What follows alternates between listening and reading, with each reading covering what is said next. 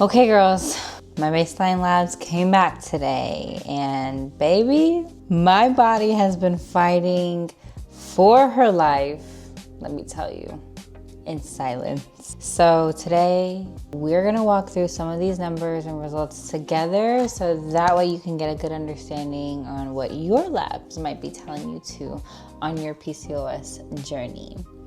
So, if you don't already, like, follow, subscribe for all reminders and to stay up to date with all new PCOS diaries. And let's get into it.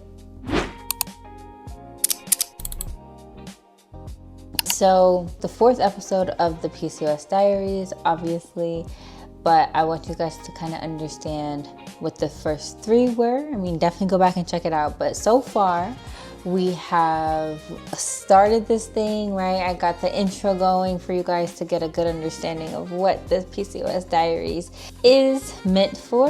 Then we have episode 2 where we decided to get the GLP-1 and I ordered it. Shout out to Freya Meds. That is who I am on this journey with and who I decided to source my tirzepatide GLP-1 from. So that was episode 2. Then episode 3, which I just recently launched, was me getting my labs done. It was just a quick vlog of my day and actually on the way to the labs, little short car ride and just a little vloggy vlog. You guys also in that episode got a chance to see my vulnerable side of my belly, my back fat, the acne, the excess facial hair, which I do keep it shaved daily, guys. If you ever see it, my excess facial hair, it's because I haven't been taking care of myself. If I'm off of my self-care regimens with face care, my hair, taking care of my body, just eating, things like that, then that's the days where you'll see maybe like more facial hair growth, and I've been purposely trying to leave them at least like the first day where you can start to feel like the pebbles and stuff. I tried to leave, that's about like maybe 3 days of hair growth, but I think that it's important for me to be an accurate representation of what women with PCOS actually do go through, and that junk is whew. So if you ever do see that, just know that that is due to high testosterone levels, which we'll get into here. But essentially, I want you guys to know that this episode is going to be about the actual results of the lab. So let's get all in it. If you are new here, welcome. And I'm so glad you're here on this journey with me. Sit back and let's get into the video. So today we're gonna break down the labs so you actually can understand what these markers or results really mean.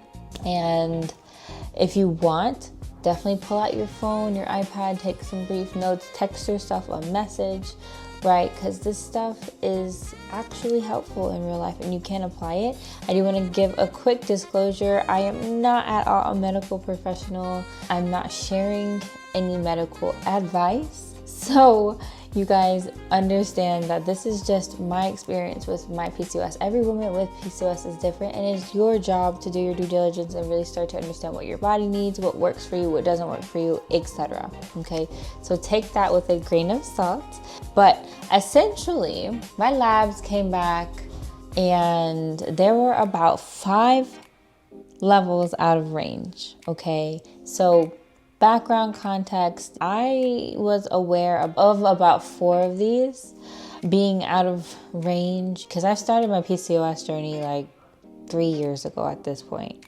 What is it, 2025? So yes, about 3 years ago at this point. And I have learned that I had chronically low vitamin D levels, high testosterone levels, very, very high.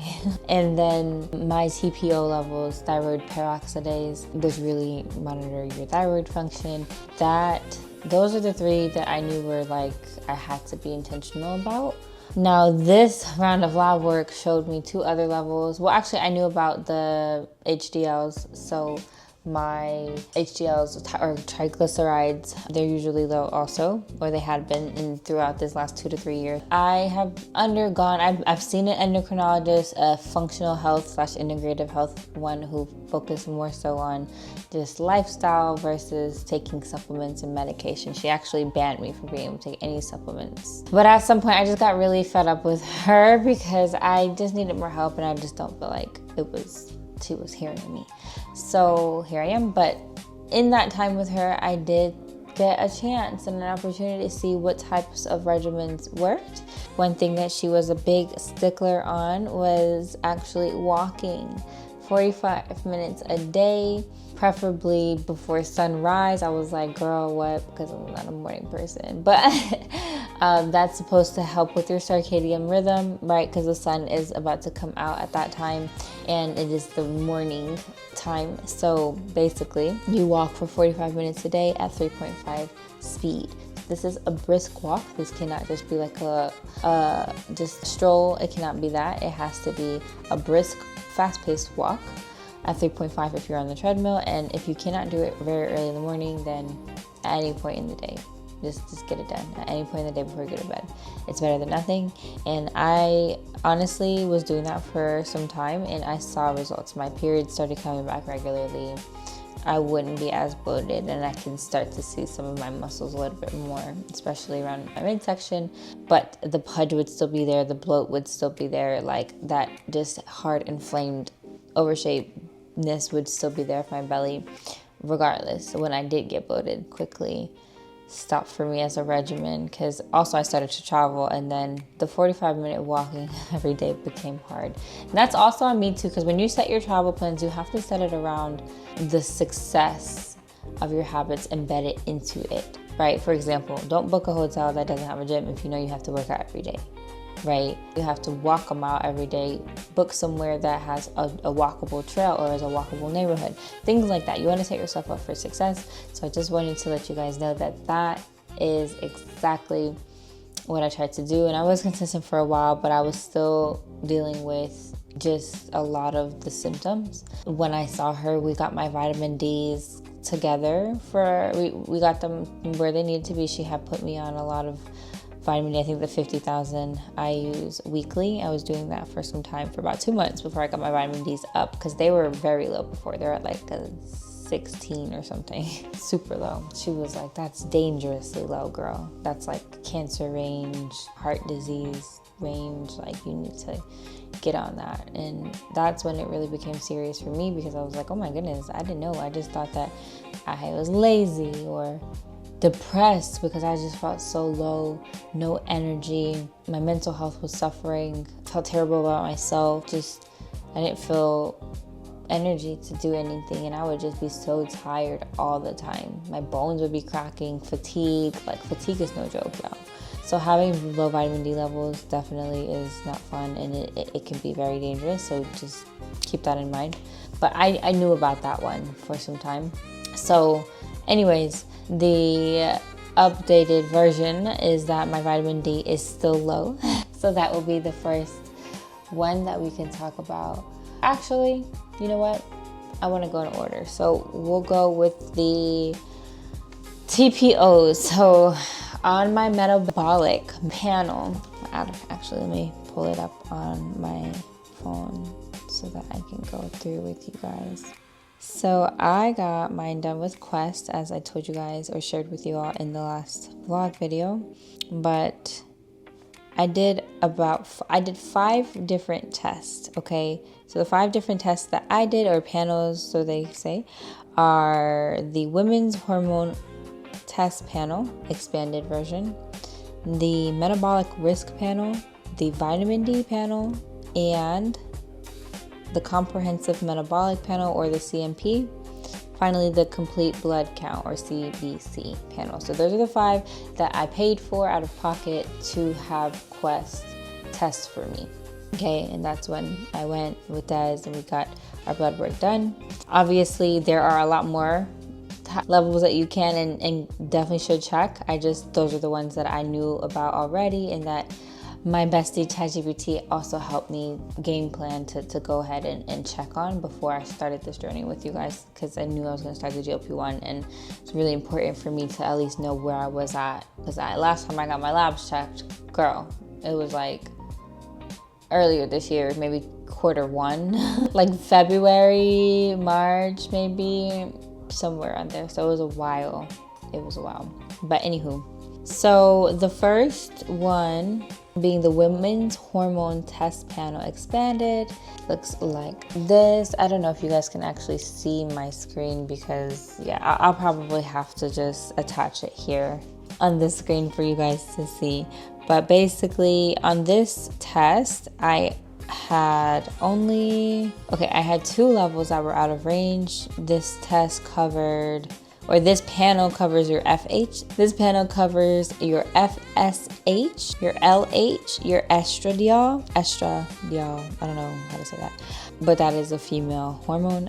Then your TSH, which is your thyroid screen. All of those for me are in range and normal. T4, T3, both free versions of those, normal. So this panel tests those. This panel tests your thyroid peroxidase antibodies, in other words, your TPOs. That is the first one that's out of range for me on this panel. Mine is high, sitting at about 200 IUs per milliliter, when the desired range is less than 9 IUs per milliliter. So mine are through the roof. That's like, I don't even know that math. Jeez, that's definitely more than 10 times, because 10 times 9 is 90. That's more than 10 times the amount that it's supposed to be. So I actually think I'm gonna do some research on that. However, Quest does have like little informational educational tips about your results, and the one that talks about PCOS says, what is PCOS and can it be cured? It says PCOS, or polycystic ovary syndrome, is a common endocrine or hormone disorder that affects about 8 to 13% of women of reproductive age. Common signs and symptoms include androgen excess, which is abnormal hair growth. I have some on my tummy too, my hobby trail. And acne. And yes, I do have chronic acne right now. It's not terrible, but it's been in my other videos, you guys can see. And I mean, it's not terrible right now, but it's still bad. It's still there. And I don't know if you guys can see my little hair growing, but the acne is flaring up a little bit. But even when it's not flared up, you can see the marks. So cystic acne, right? And the abnormal hair growth are common signs of the androgen or excess androgens, which androgens are just a fancy name for your sex hormones. So testosterone is what it's referring to, right? Androgen, so your male sex hormones. So boom, common signs and symptoms include androgen excess, menstrual irregularity. I have not had a period since May of this year. So May, June, July, August, September, October, November, December. That is 7 months, unless it comes this month. I am in about few weeks into my GLP-1, so maybe something's happening, I don't know, but I'll keep you guys posted. Sorry, ADHD guys, but menstrual irregularity, right? So the common signs, we're going over the common signs of testosterone, excess testosterone, or high testosterone levels in women. The extra hair growth or abnormal hair growth, the acne, the irregular menstrual period, the metabolic dysfunction, which is obesity, insulin resistance, etc. Having insulin resistance will literally make you want to eat sugar and a lot of carbs, because your body is not absorbing all of the energy that sugars actually are supposed to give you when you eat or ingest the sugars. So it's like the best thing I've heard in reference of it is like filling up your car at a gas station and the gas is not getting in the car. It's like, imagine putting the gas in the gas tank and then you're feeling it, but the car is just not taking the gas. So that is basically the best representation of the insulin resistance. When you're eating your sugars and you're eating your foods to get the sugars, your body's not getting the fuel it needs, and boom, insulin resistance, you're gaining weight and your body's nutrients are off. So it is having high testosterone levels is definitely one of the most common causes of PCOS. And then PCOS in itself is one of the most common causes of female infertility, sad, affecting 6 to 12% of reproductive age women in the US. So that's as many as 5 million women. Oh my goodness. My heart just dropped, because as a woman in this community, it's not talked about enough. These healthcare providers that we trust, that we pay our money to, they don't help us enough. Like, I should never have felt the way I was feeling these last 2 to 3 years dealing with PCOS. I felt like I was losing my mind. It just didn't feel good. Felt inflamed, bloated, just chronically low energy, just so much going on. And that affects all areas of your life, guys. And that just made my heart drop. But anywho, I'm going to continue to read this. There are currently no exact causes or known cures for PCOS. But with the help of your healthcare provider, there are lifestyle changes and potential treatment options to help manage the condition, which is very true. By the help of your healthcare provider, I mean go and get your damn labs checked so you can actually know what is what and what your body's trying to tell you and what that means. Then you go from there. Because some of y'all think you have PCOS and you might not. You just might have low other levels. But PCOS levels are distinct, okay? So that was my first 2 out of the 5 that were out of range. I know this might be a longer video, but I have high testosterone, high TPOs, okay? And then my testosterone level, hold up, I need to get a new phone, you guys. This one is, shout out to Apple for always going slow when a new phone comes out. Oh my goodness. So yes, my testosterone level is 60, and it's supposed to be between 2 to 45. So it is higher. I have had higher testosterone levels than that before, and that I'm not eating like crap and trying to do gluten, dairy free for the most part, and trying to get sleep and trying to maintain my emotional health, trying to do all that stuff naturally without any supplements, without any regimens, or other than what I just told you, regimens, like nutrition-wise and exercise-wise, but no extra additives added into my body. These labs are a result of that, okay? Because I'm the biggest, oh yes, holistic healing guru and girly. Trust me, I love me a natural just vibe, a natural hair, natural face, be natural with what you put into your body, natural, you know what I mean? I'm very much so that. We can talk about that in another video, but understand that is what kind of got me here. Well, that and the lack of consistency and discipline on my end, and I can take accountability for that because that's what you can't control. But when it comes to your body fighting against you, it can make that harder. It can make consistency and discipline harder because that is all emotionally rooted. If you don't have an emotionally sound foundation, it's hard to pour into something else when you're empty.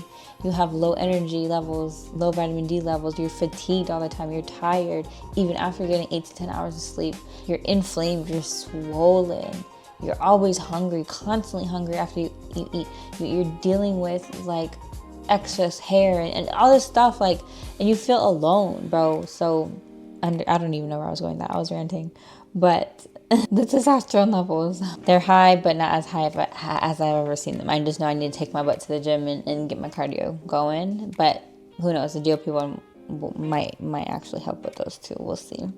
We're gonna keep our fingers crossed.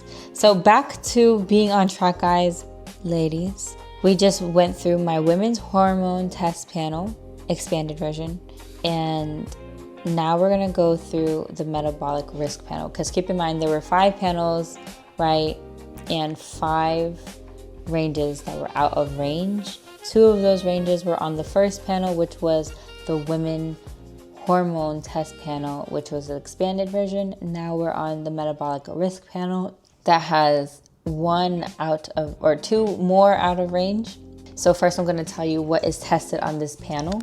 On the metabolic risk panel, it tested my insulin, my cholesterol total, my HDL cholesterol, my triglycerides, my LDL cholesterol total, or cholesterol HDL ratio, my non-HDL cholesterol. It tested something called apolipoprotein B, Then it tested hemoglobin A1C, it tested C-peptide, and it tested my insulin resistance score. Of all these tests, the two that were out of range or are out of range are the HDL cholesterol triglyceride, which is low. It says that the desired range should be 50 milligrams and minus 48.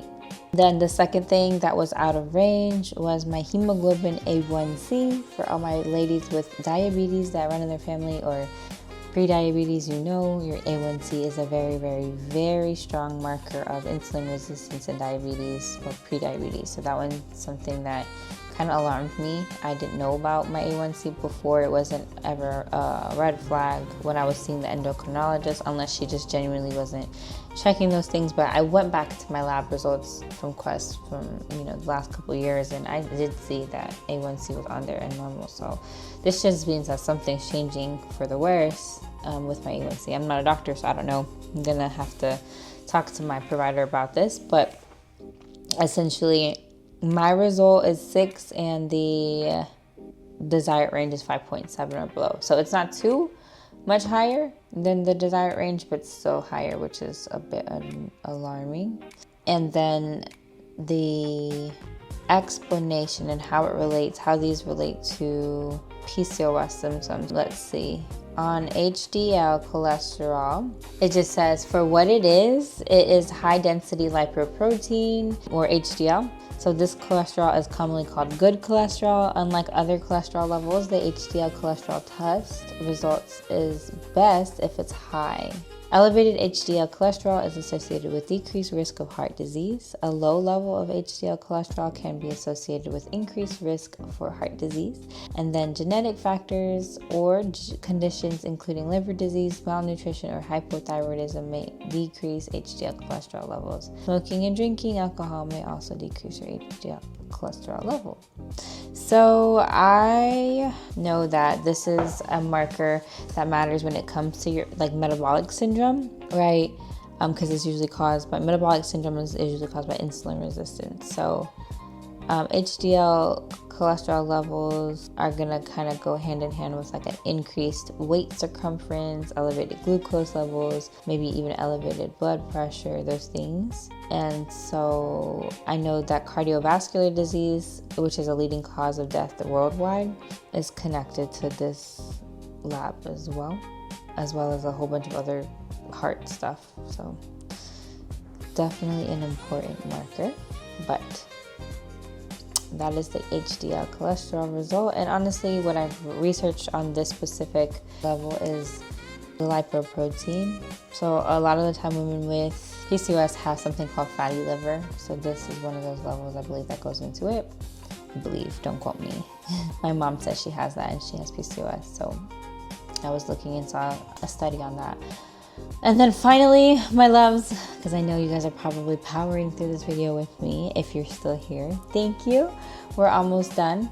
The hemoglobin A1C. So what Quest says about this one is that obviously cardiovascular, of course, disease is related, insulin resistance, metabolic syndrome, basically everything that I just kind of went over. A1C also has a hand in, which I guess is why it's a part of this panel, the same panel, right?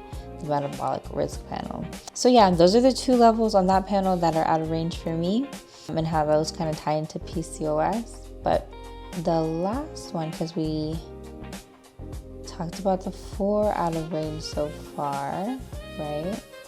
The last one that was out of range was the vitamin D. My vitamin D is low, it's at 26, and it should be between 30 to 100.